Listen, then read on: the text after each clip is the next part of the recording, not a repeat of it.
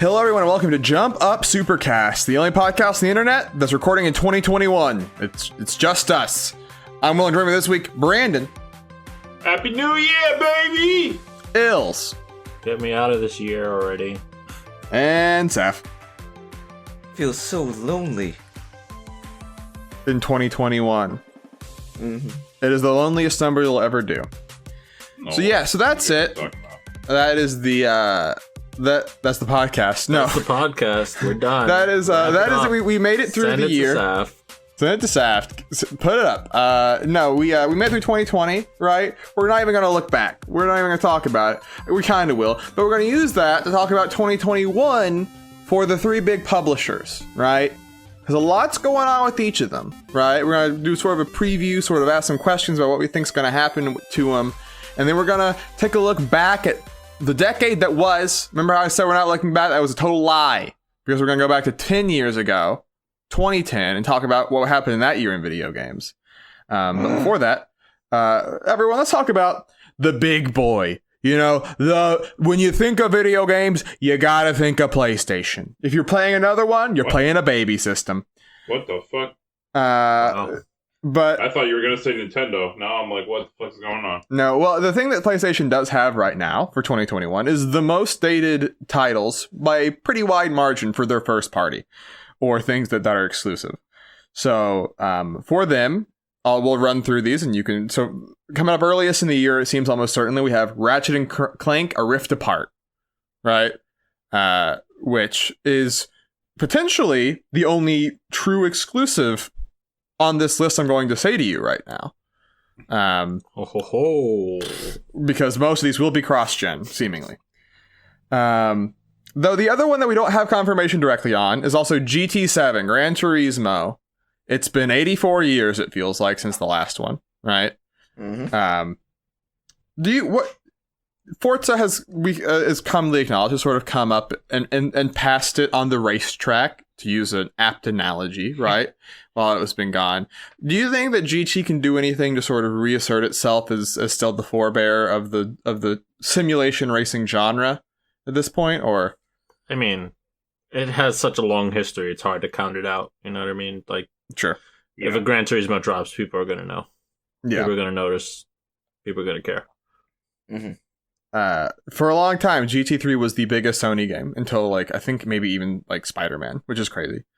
So yeah, there is still a huge name recognition to it. Another one that these three, GT7 might hit 2021, right?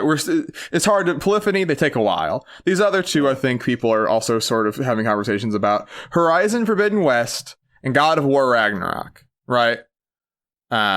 Two of the biggest successes of the PS4 are getting follow-ups, right? Do you think that both of these come out this year? It's weird.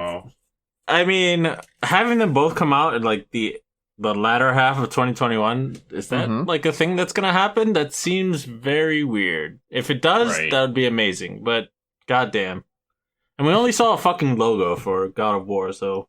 Yeah, God of War, I think, is the one of the two that I would bet on not making it. Right, agree. Because it has Horizon seems like it's probably going to be like their holiday title, right? Yeah. Most likely. Because Sony tends, well, it's weird. This generation, Sony sort of has backed away. Like, their holiday title's always just COD, right? Like, that's just what they do, because they have the marketing deals. So they've always sort of been really willing to put their big first party in, like, March and April, right? That's where both Horizon and God of War 2018 came out, right?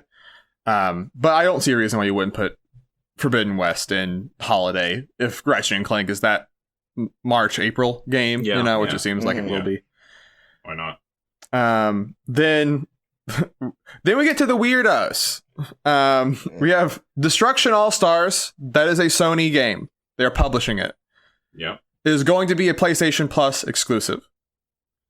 Which is good. Yeah.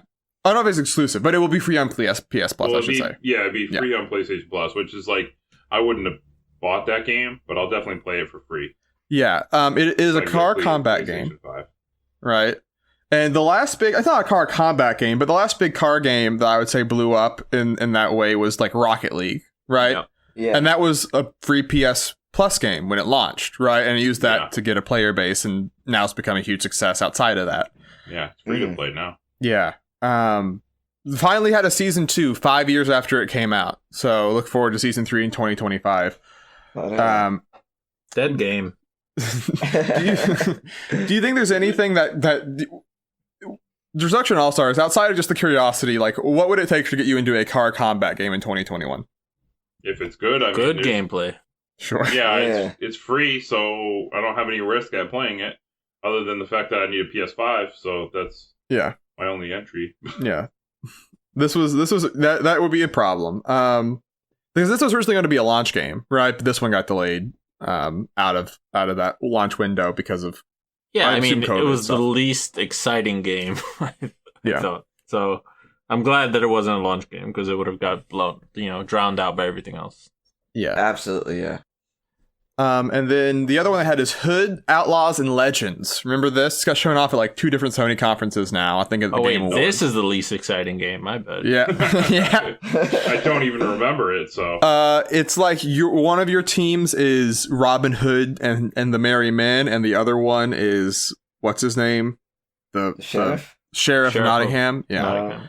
And I would say it's very For Honor inspired. Oh my god. It's very dark. There's this is not your Men in Tights Robin Hood. Sad.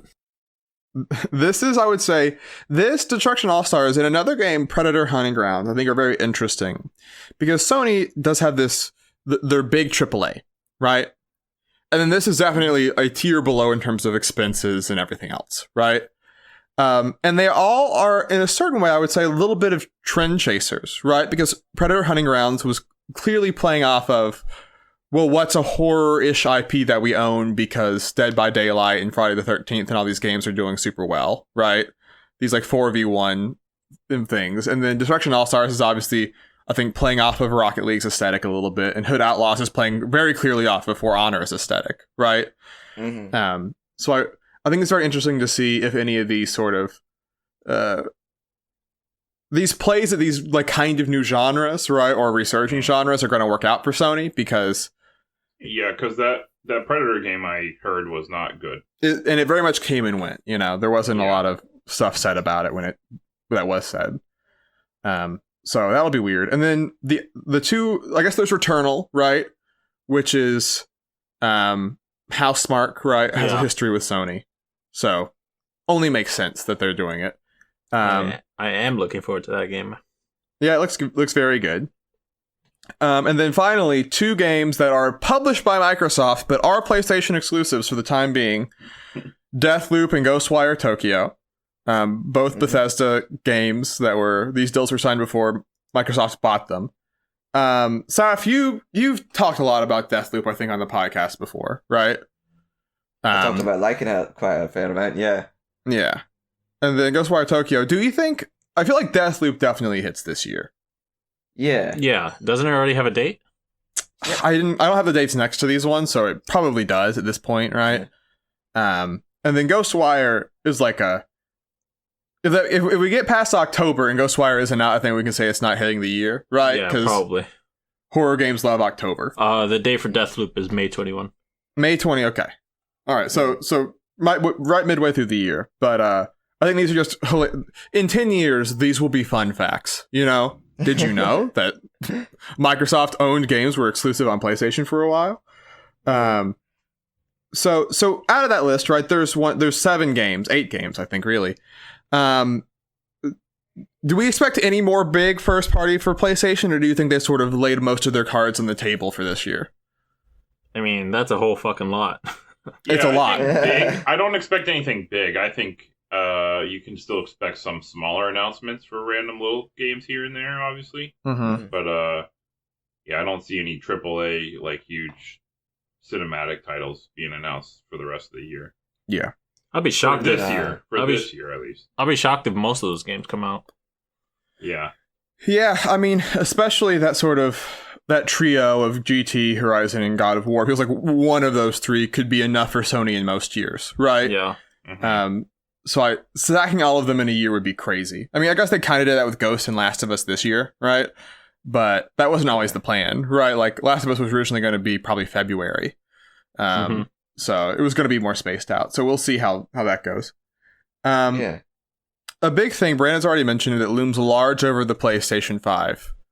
People can't buy it if they want to buy it. No, for Brandon. Oh, don't I know it. Brandon has been on PlayStation Direct getting put in the queue many a time. Almost every day. It's bullshit. Do we think... Because there's sometimes it's a vicious... Because almost always there's trouble with consoles at launch buying them, right? But where things get really difficult is when a thing becomes notorious for being hard to get. So people... It almost gets more people to try to get it because it's hard to get, right? Yeah. The Wii had that problem, right? Do you think the PlayStation 5 will have a similar thing, or even like in 8 or 9 months when we're looking at the holiday season, we'll still be talking about stock problems for the PS5? I don't think so. I mean, I think I read that they were going to try to sell 18 million in this year. So, I mean, at that point, I feel like all the people clamoring are going to get it. Yeah, the people that like are, I feel like they have to get it. As soon as it comes the people out, who are like, yeah, exactly. So yeah, I agree generally. Right, I do think that like maybe up until June, right, because a lot of the problems with the launch have also been tied to factories haven't been able to produce parts as quickly because of the pandemic. Yeah. So one sort of hopefully the vaccine gets more widespread and people that should take the vaccine. People, they're essential workers right now. Yeah. We got to get the PS5s. They're as important as anyone else in the world. And then the other thing, so Sony, obviously, they love the state of play. They love getting their own little time to themselves, right? Not unlike, Nintendo in a lot of ways. Do you think that we see Sony originally in 2020 said, in lieu of not doing E3, we're going to do a ton of conventions and events where you can play PS5 games, right? As we roll it out. Do you think that, obviously the pandemic prevented that from happening. Do you think in 2021 that will sort of be their thing once we start to open back up is, we won't be like at E3 because it's so expensive, but we'll take that E3 money and maybe do a PSX and do a bunch of PAXs, right? I think depends. Well, we have to deal with like the fucking vaccine actually getting rolled out properly. Yeah. Before we even think about that. I mean, hopefully, I guess at the earliest mid-year, like June or July, but I don't even know about that. Yeah, it'll be obviously there's like the last year of this podcast, real world events will dictate almost all of this, right? But I'm just very curious because, on the other hand, we can move on. A person that I think will probably be very excited if E3 gets to come back will be Microsoft, right? Because I think their E3 events have been largely one of their bigger wins for this last generation for them, right? In more recent years. They don't have a ton of games announced, but they do have a couple. They have a big one that was supposed to already be out, Halo Infinite, right? Vibe check. What was that? Dead game. It's a vaporware. Already. What's our vibe on Halo right now? Do we feel hopeful? Do we feel worried about it? Like it has been troubled in its development. I mean, I'm fucking worried that they delayed it so close to release. Like what the fuck? And for so long. Yeah, full year is the thing. Holiday. That brings up some cyberpunk vibes right there, but yeah, it's not going to be that bad.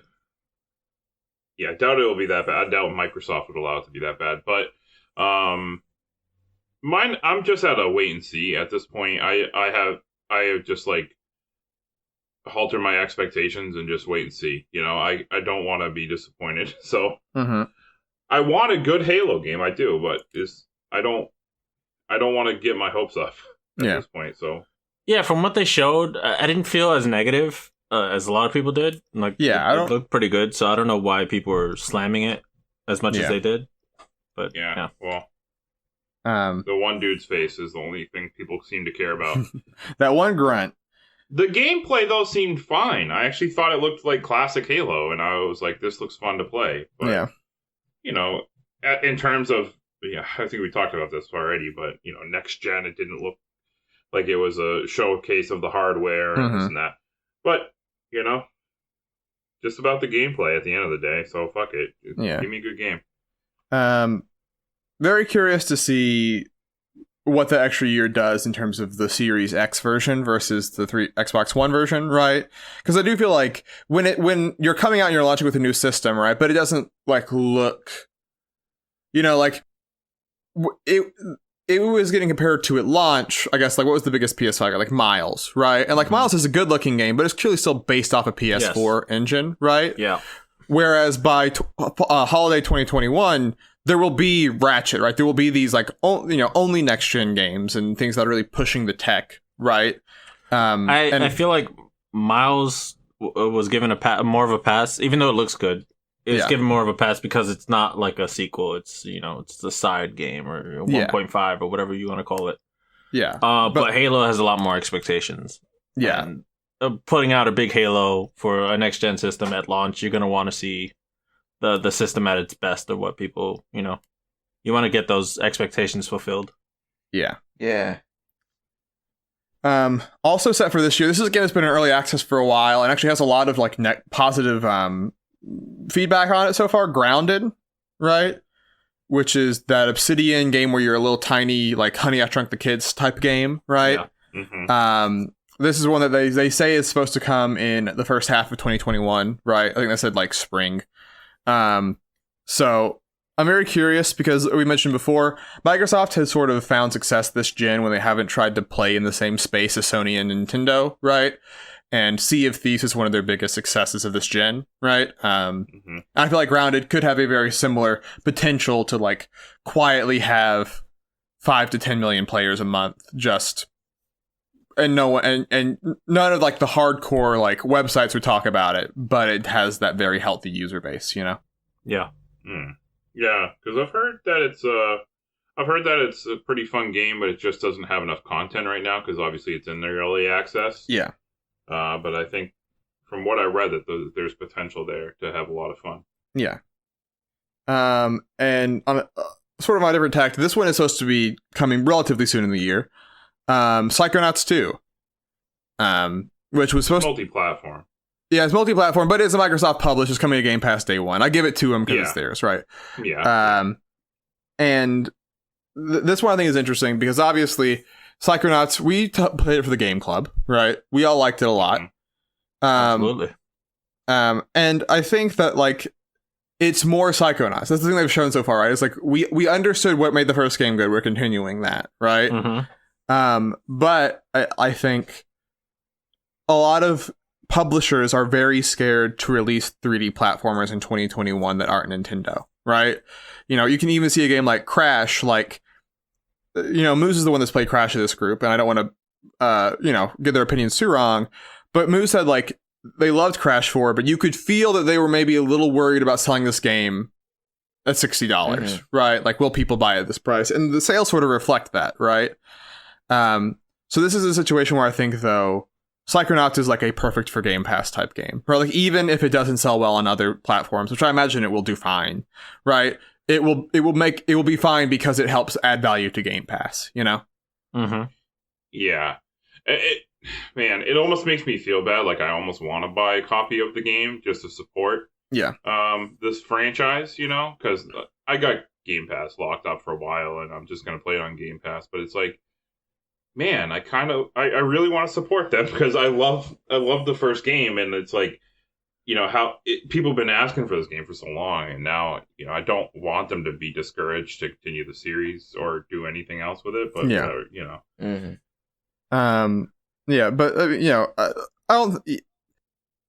I think that enough weird experiments have worked out for Microsoft that even if one of them doesn't work, they'll let people still try weird stuff, right? Mm-hmm. Mm-hmm. Now the thing about Microsoft is they have a ton of TBA games, right? They have Forza, they have Fable, they have I forget the name. It's the Obsidian big RPG that they're making, right? They have Everwild from Rare, right? You're talking about the space game, right? That's Bethesda. Starfield is technically going to probably be exclusive to them, right? If that comes up. Do we think Perfect Dark. Yeah, like I said, there's so many I can't remember all of them off the top of my head. Yeah. Do we think any of those hit 2021? Oh, big doubt. Maybe Forza. Yeah, but I don't really see it in for any of the other ones. Yeah, I can't imagine when Perfect Dark's gonna fucking land. Oh god, yeah, that was like 2023. Yeah. Yeah. So I don't know. It's just shitty, right? Kind of, because like they have like if you look on paper, all the plans they have in like work right now. Yeah. You say, wow, they have a lot of good games coming down the pipeline, but all of it seems so far out, and like there's a problem that they have right now still that's been looming on them for years of just not having an exclusive to sell the console. Yeah. You know? How were they not more prepared for this launch? I don't get it. Yeah, well, it's I think it's hard. Companies like this are so big, and the ships take a long time to turn, right? And so it's one of those things. It's like when you're buying these companies like Obsidian, you are you have to bring them in, and then you have to let them get sort of the ground running on a game, right? And then like that Sure. in itself could take a year, and then you're starting development, and then it's a 3 to 4 year dev cycle, right? Yeah, it's just because they bought all these studios a couple of years ago, and it's like when is the fruit gonna start? Yeah, like growing off the tree, you know what I mean? Yeah, you understand why it takes time, but you are a person, but you're asking people to spend $500, and just until you have that big game, it's hard to justify it. Probably the biggest exclusive that Xbox has is Game Pass at this point, right? It is the cornerstone of their marketing. It's what they attach their thing to. They had a couple of big additions this year, right? They had xCloud be bundled in. They had EA Play now be bundled in. Do you see anything else of that ilk? These big additions, right, for Game Pass to sort of increase the value, or do you think that they're sort of just gonna keep adding games like at a good clip like they sort of did before 2019? Yeah, I mean certainly they'll keep adding good, a good clip of games. Just probably come up with some. They'll probably come up with some deals, with a couple of companies to get some big games on there, maybe day one. They'll probably keep it up with the indies, get a lot of indie games that come out on Game Pass day one as well. I mean, I would say the big one that if they did add would maybe be the Ubisoft, if that's still a thing, right? Doesn't Ubisoft? They do have Ubisoft Plus, thing? Yeah. Like if they got that, I guess that would be. But I don't even know if that would be, if Ubisoft would be willing to do that. But EA did it, and EA sucks my ass, so we'll see. Yeah. Yeah, we'll see. It's funny because we talk about how Microsoft has so many games announced, right? And we have no idea when they're coming out. Nintendo has the exact opposite problem, right? Because this year, here's what they have announced for 2021 from first party for Nintendo that has a date. It is Super Mario 3D World plus Bowser's Fury. Is that it? That's it. That's it. That's what I thought. That's it. They obviously have other games, so we'll get to those in a bit. But they do actually have a relatively strong third-party set of exclusives for Nintendo that's coming up, which is biggest game is probably Monster Hunter Rise, but then there's also still Sim Railway Tensei 5, No More Heroes 3, and Bravely Default 2, right? And the other Monster Hunter game. Yeah, Monster Hunter Stories 2. Yeah. Yeah. And I'm sure that like those will all do well, right? Nintendo, especially with Monster Hunter, will treat it as a big part of their year. But this year in particular, we saw them play their cards so close to the chest, right? We did not know that Hyrule Warriors existed until about a month and a half before launch. Mario 3D All-Stars, which was their holiday game, was only 2 weeks, right? Origami King. Yeah. Pikmin 3 was a Twitter video like a month before, right? Like, and all those games sold well is the thing, right? None of them were hurt by that. So I guess do you think we see the return of General Directs in 2021? Don't know anymore. I mean, I hope so, but I do like having that short window between announcement and release. I really like that. But I also like Directs a whole lot, so yeah. They can manage those two things, put them together, that would be really good for me. Yeah. I think the biggest thing the Directs did, and I think we saw this because they had the partner showcases, right?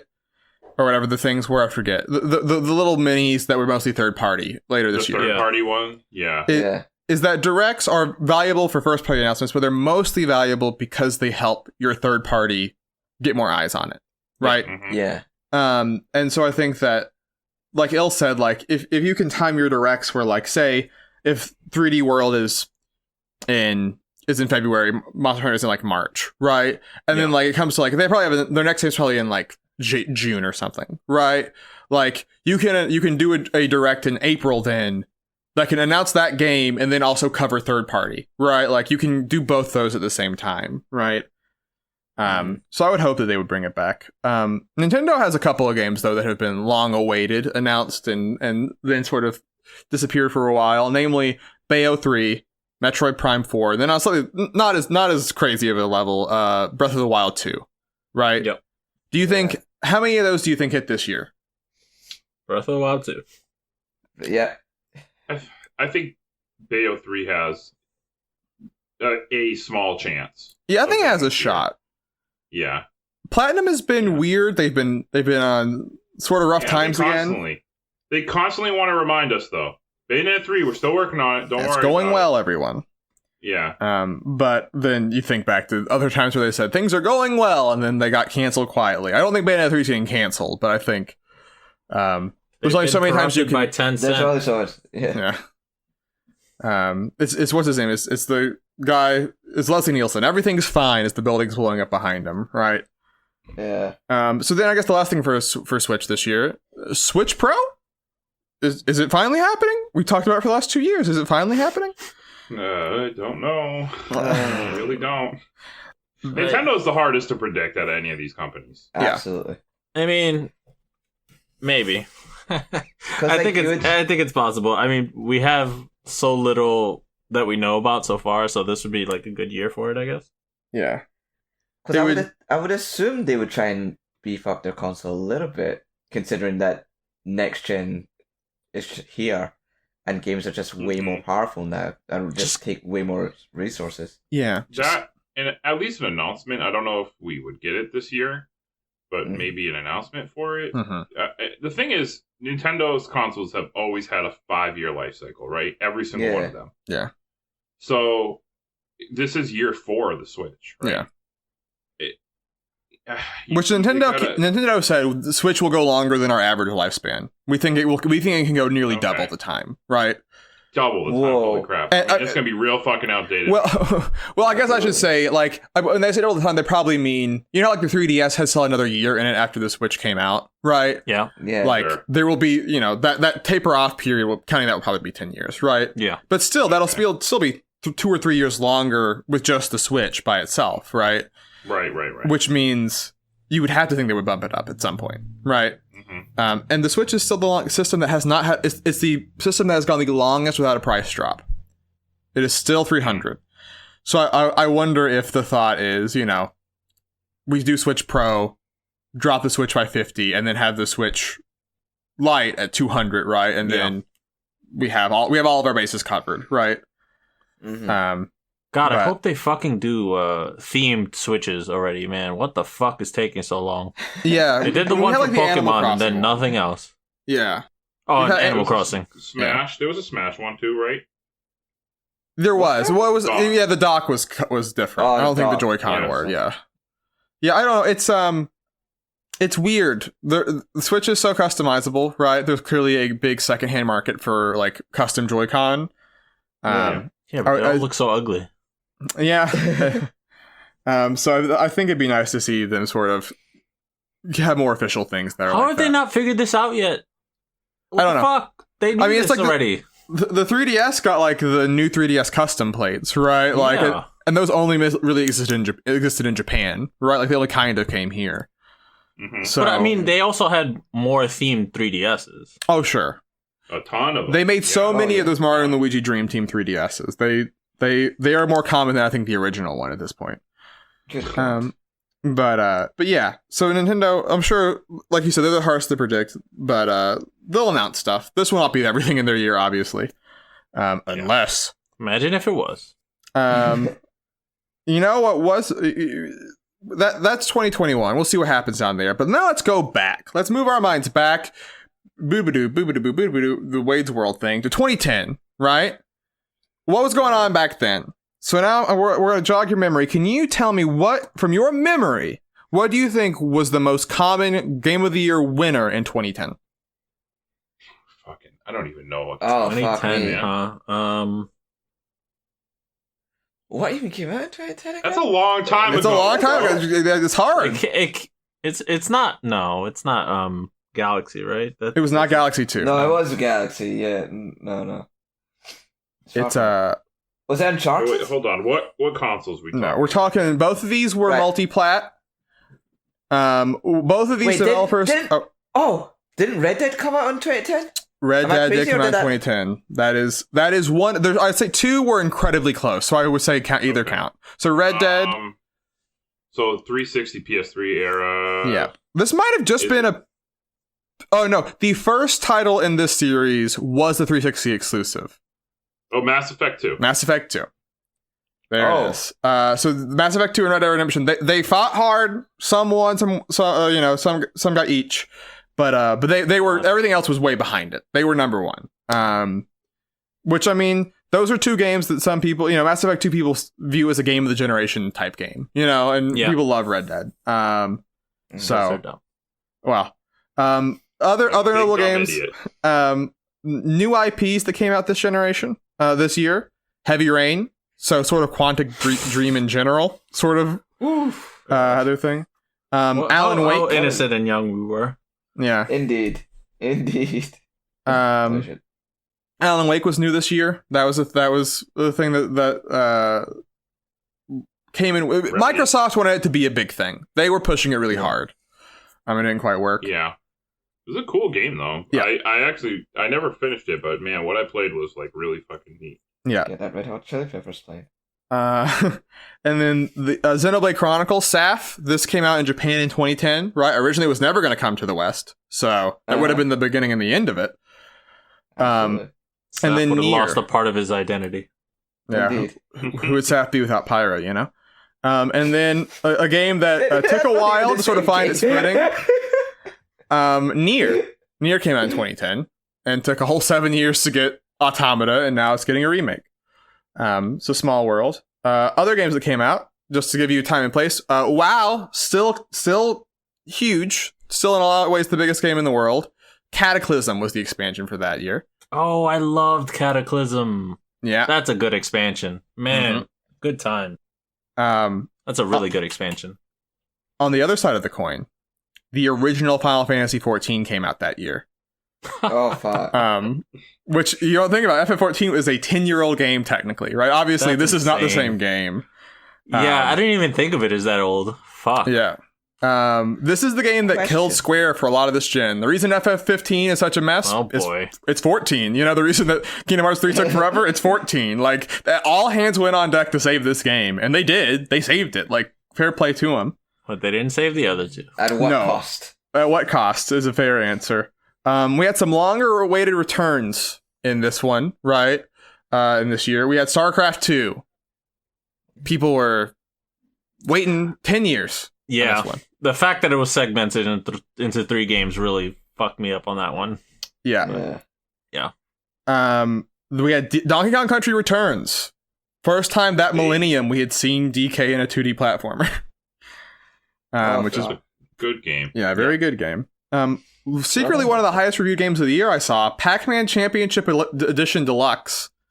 Man, that's a good game too. That is. Really fun. Yeah, and then on a slightly different hint, Metroid came back with Metroid Other M. Yes. And it went away afterwards. God damn, we love Metroid Other M. Here on the list. In a section that sorry, go ahead. I was going to ask a question, and I might be mistaken. Didn't The Last Story also come out in 2010? Or I probably did, yeah. But Saf, it wasn't big enough. Didn't make the cut. Good in Japan. I love that game. I personally love that game a lot. Sure. We had I have this titled the 10 Years Too Early Award.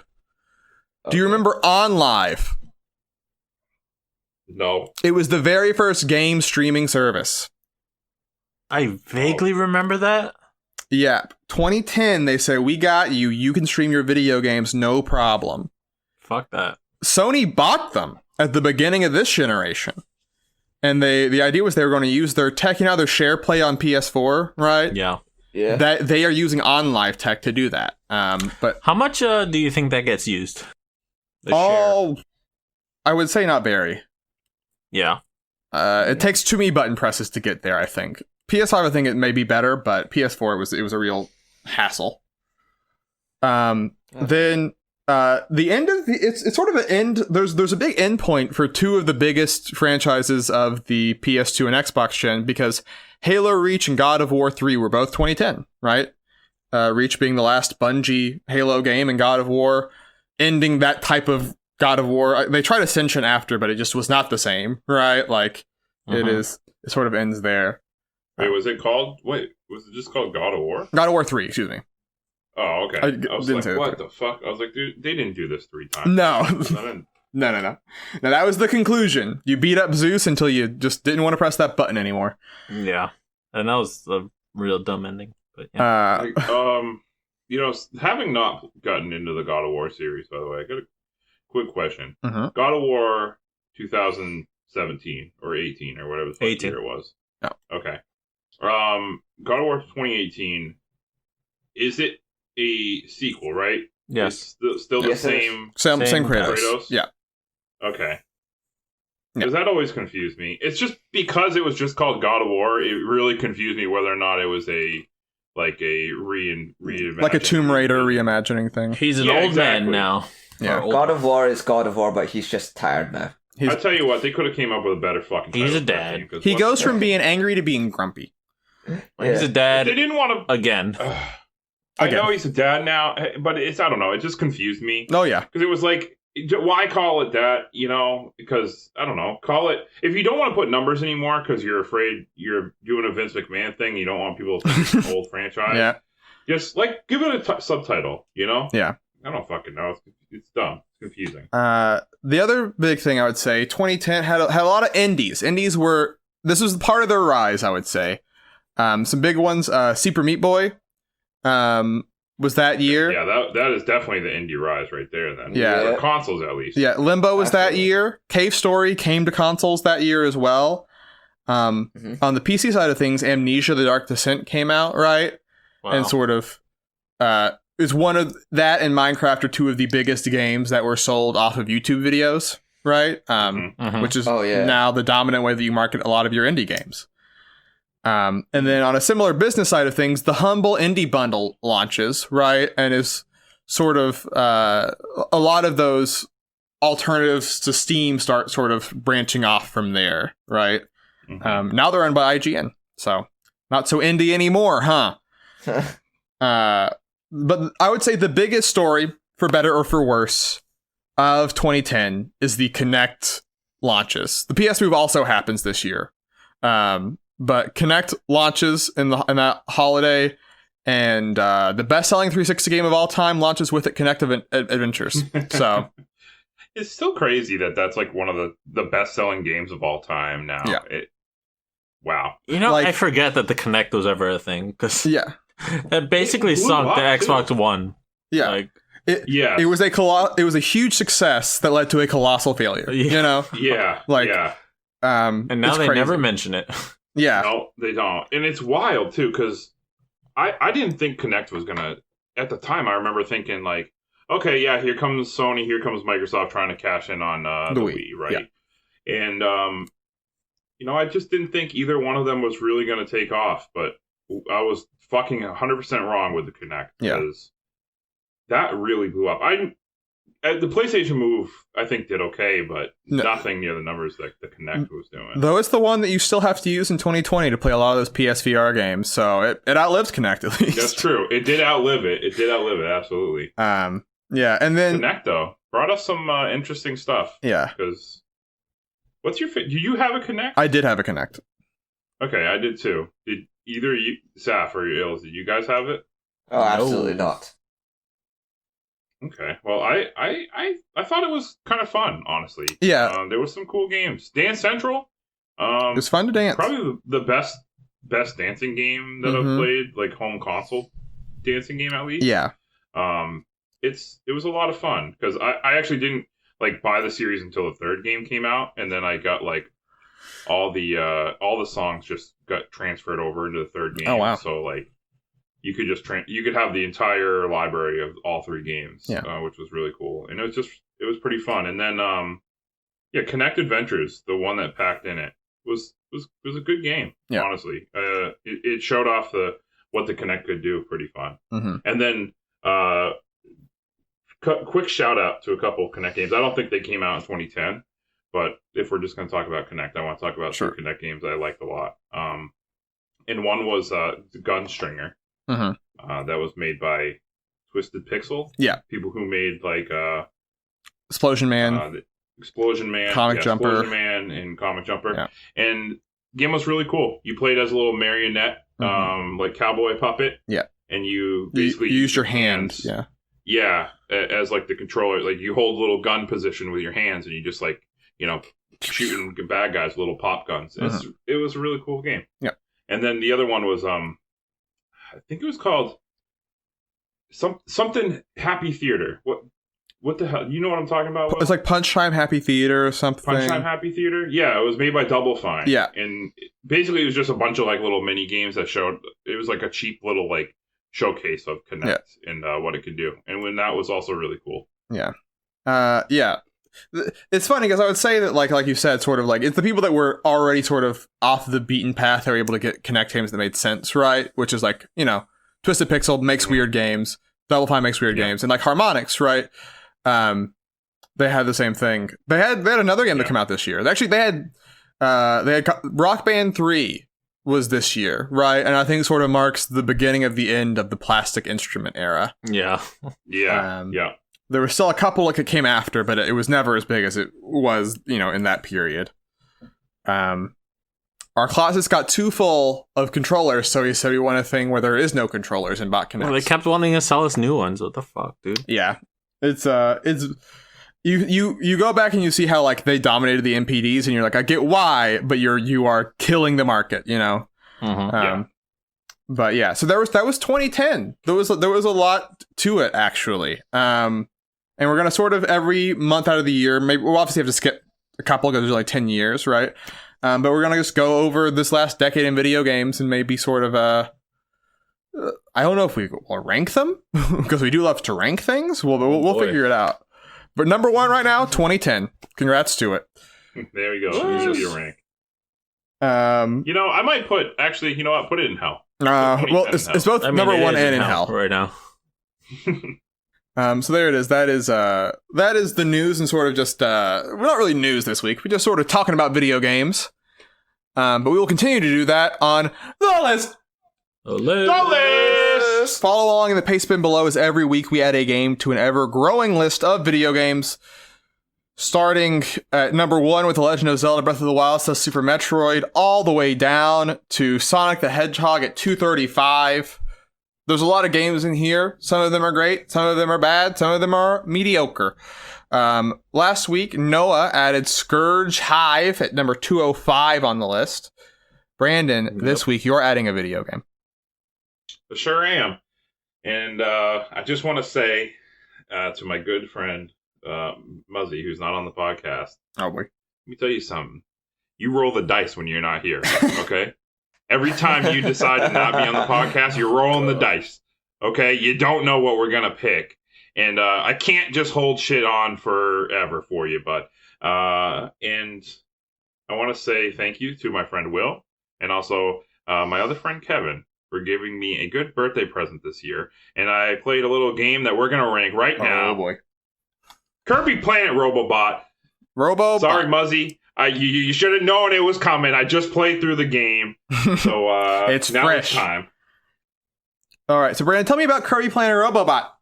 Yeah, let me tell you a little bit about Kirby Planet Robobot. You know what? I think it's the best Kirby game. Me too.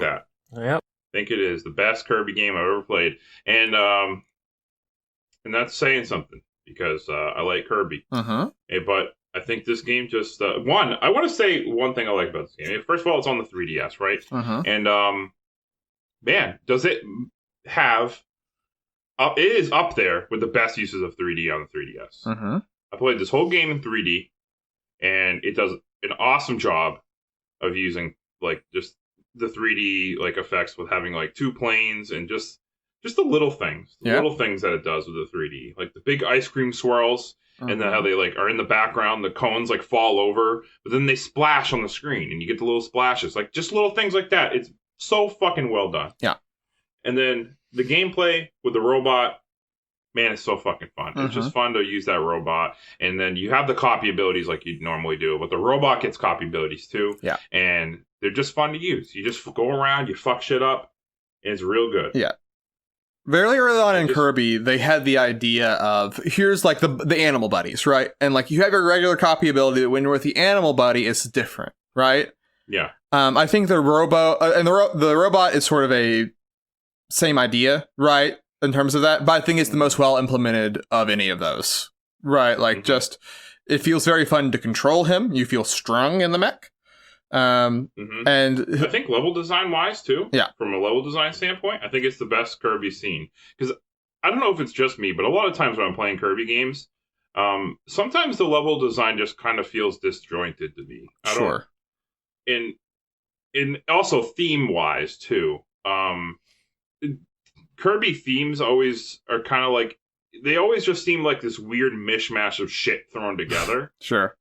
Where this game actually had like, yeah, it's Dreamland, but this game had like themes, like, right, you're running through a neon city. Yeah. Or you're running through the ice cream factory, like stuff like that. And you're like, okay, the theme of this level is cool. And they use that as like, not only as a cool setting, but also they like take those things and add it into the level design as well.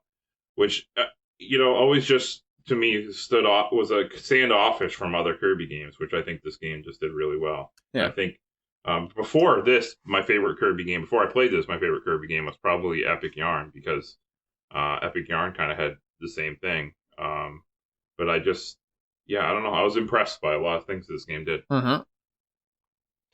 I didn't like playing Kirby games at all. Like, I wasn't really a fan of it at all. And this was one of the games that was so loaded as the best that Kirby has to offer. And I did play this. And it's not that impressive to me. Saf spits on Kirby. Saf hates Kirby. Kirby comes up with the hug and Saf kicks him away. I do. Well, it's just it's just boring to me. Like, there's nothing about it that excited me about that game. I didn't like the powers. Like, sucking up enemies and taking their powers is okay, but it wasn't too exciting. Like, it felt like you could just, all you needed like one or two powers and just do that level, and now you'll be fine. Like, there wasn't that much else to it. Kirby games are not challenging. They're not. They don't demand. They're more a leisurely stroll than anything else. If you're above the age of 10, yeah. All of them, every single one of them. There's not been one single challenging Kirby game. I do think the thing that Kirby has done with time is that they have added on the side modes, right? And the stuff you unlock post, boss rushes and things like that, and challenge modes. Yeah. And I think Robobot has a very robust set of side content that is related to stuff like that, right? Like, there's almost and that sort of is not unique to Robobot. That's in a lot of more recent Kirby games. But I think that it kind of has the new Super Mario Brothers thing to even more extreme degree, right? Of like extremely easy to complete, but if you want 100% it, that's where you get a little bit more challenge out of it. A little bit of a challenge out of it, yeah. But play as Meta Knight. You can play as Meta Knight. So, Brandon, where do you want to put on the list? Well, I already said personally, I think it's the best Kirby game I played. And Epic Yarn is at 115. Sure. So already, I want to put it above Epic Yarn. How much more above Epic Yarn, you say? Yeah. I hear you ask. Ooh,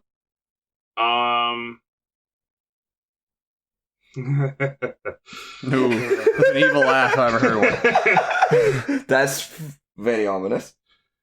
Well, my first was like, I was like, well, maybe stop me if I'm wrong, but maybe I was thinking like underneath Brothers, but then I was like, then I saw this game called Kid Icarus, and said maybe I want to put it above that, and that's why I laughed.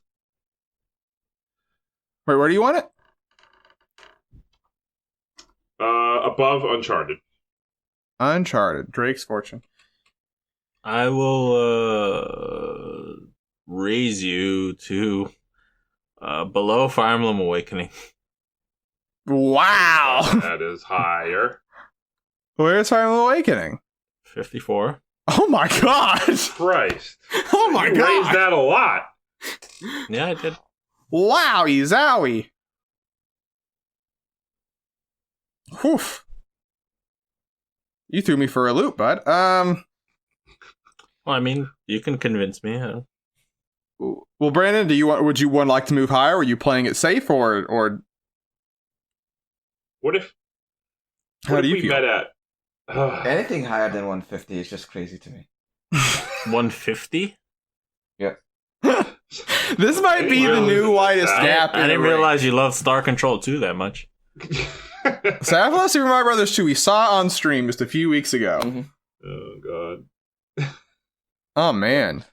Boy oh boy. I would love to know what is the widest gap, because 100 is probably it. How about I meet you somewhere, alright? Let me think about where I want to meet you. Okay. This is wild. How about I meet you under Okami? How about I meet you there? Where's Okami? 66? Yeah, that's fine with me. Is it better than Captain Toad Treasure Tracker though, Will? That's hard. Yeah. Robobot's a very robust package is the thing. I think that there's just a lot. Like, the collectibles are all very good, you know? Big beefy package. I think it's better than Donkey Kong Country. It's already above that. I know, I'm just walking up and seeing there's other issues before that, you know? Okay. Mario Bros, sure. Invisible, sure. Punch-Out, yeah. Impossible Lair, haven't played it, so... Tomb Raider. Impossible Lair's iffy to me, although the ending of that game is so fucking hard. Yeah. Sure, I think I put it above Captain Toad. Okay. Wait, so above Mario Maker? I would say no. I think Mario Maker... Yeah, probably. You're right. You're probably right. I actually... It's just so hard to make a good level maker, you know, and have it be below, easy. Yeah, below Mario Maker. That works for me. So there it is. Saf? Sorry, bud. It is what it is. Saf stayed up just to have this happen to him, you know? I was more hurt than what it was. Surrounding, yeah, it's true. At number 68, Curry Planet Robobot. Surrounding is 66, Okami. 67, Super Mario Maker. 68, like I said, Curry Planet Robobot. 69, Captain Toad Treasure Tracker. And 70, Tomb Raider 2013. That is the podcast. Thank you all for listening. Who wants to do plugs? Who wants to do the final phrase? I'll do plugs. Saf, you want the final phrase since you're probably feeling down? Sure, yeah. All right. Oh boy. All right. We love giving it away to that one person. Hey, everybody, thank you guys for listening. If you enjoyed the Jump Up Supercast, make sure you check us out on your favorite podcast listening service of your choice, including SoundCloud, iTunes, and YouTube, where new episodes of the Jump Up Supercast go up every single Monday. So check us out there, and we also have another show called the Jump Up Supercast Game Club that is hosted by yours truly, and we post that every other Thursday. We get a Game Club episode coming out this Thursday, actually, if you're listening to this when it goes up, about Firewatch. Holy fuck, I couldn't remember the name for the life of me for a second there. Firewatch. And then what are we going to play next? Who knows? But we played a lot of games there. So make sure, you can check out the playlist of all the games that we played for the Game Club, too. Because I'm sure there's something in there that you'd be interested in listening to. So give us a follow, give us a like, give us a share. Feel free to let us know what your favorite game was in 2010. And also where you think, if you played Kirby Robobot, where you think it goes on the list. Down in the comments. Are you Team Saf or are you Team everybody else? Team with a brain. If you want to support us, enjoy what we do here, we do have a Patreon where for just $1 a month, you get a chance to choose one of our Game Club games every single round. Which Firewatch, by the way, was a Patreon pick. So if there's a game you really want us to play, you can get it on that for $1 a month. You can also follow us on Twitter, Facebook, and Instagram. Stay up to date. Everything Jump Up Supercast related. You can catch us streaming sometimes on twitch.tv/JumpUpSupercast, where we play all sorts of games. You want to know what we're playing? Give us a follow. We would appreciate that. Come hang out with us. And as always, I just want to say thank you guys so much for joining me today. And thank you, everybody, for listening. You the real MVP, every one of you. So go out there, play video games, have a good 2021, as good as it possibly can be. I hope everybody plays a lot of really fun games. And even more importantly than that, just be nice to each other. And remember that as well, Saf, I'm talking to you, when you take us out with your final prayer. I can't believe you set me up in this way. God damn it, Brandon. Well, looking at the list and looking at how it's ranked, honest to God, I can't believe 2021 started this way. What a way to ruin the rest of the year.